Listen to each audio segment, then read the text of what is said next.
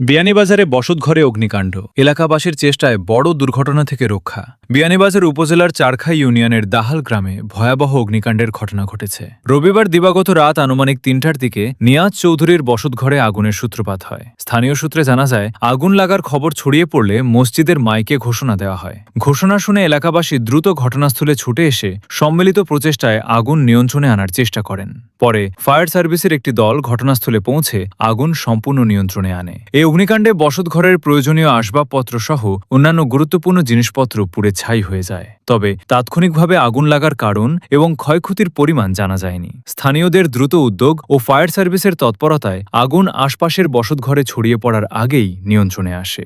আগুন লাগছে, আমরা আইছি উঠিয়া ঘুমতনে উঠিয়া ইয়া দেখি আস্তা বাড়িটা কি আগুন জ্বলে। তখন আমরা ফায়ার সার্ভিসে ফোন দিছিলাম আর কি। ফোন দেওয়ার পরে তারা আইসেন 1-2 ঘন্টা পরে। আওয়ার পরে তারা আইসেন, আইয়া তারা আওয়ার আগে আমরা কি আগুন নিবাই দিচ্ছি। আওয়ার পরে তারা আইছে আগুন নিবানি পরে, তারপরে তারা গেছেন গিয়ে আবার তারা আইয়া কোনো ফোন দিছি, তারা কি কোনো ইয়ে দিচ্ছেন না, তাড়াতাড়ি আইতে পারছেন না। তারা বাইগুলা গুনতে নাই। এখান বাই হইলো নিয়াজ চৌধুরীর বাড়ি, তাই বাই দেশে থাকেন আর তান ভাই বাইরে থাকেন বিদেশ। বড় ভাই আসলা 2 মহিলা আর 3 পুরুষ আসলো, মালিক একজন আসলা আর ও আকি বাড়াড়ি আসলা 4 জন।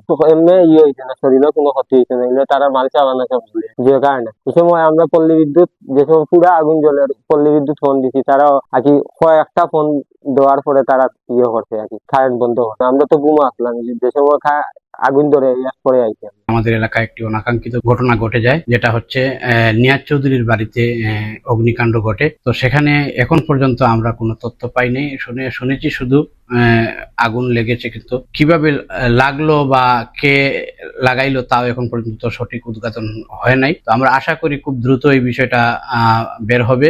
প্রশাসন আছে এবং প্রশাসনের লোকের মাধ্যমে এটা বের হবে, এবং যার বাড়ি জ্বালানো হয়েছে বা অগ্নিদগ্ধ হয়েছে সেখানে এখন পর্যন্ত ওনার সাথে আমার কোনো, ওনার মোবাইল নাম্বারও বন্ধ, ফোন করে উনাকে পাচ্ছি না। পাইলে হয়তো আমি সঠিক তথ্যটা পেতাম। আমরা যদি সঠিক কোনো তথ্য পাই আবারও আপনাদেরকে আমি জানিয়ে দেবো যে কিভাবে ঘটনাটা ঘটলো।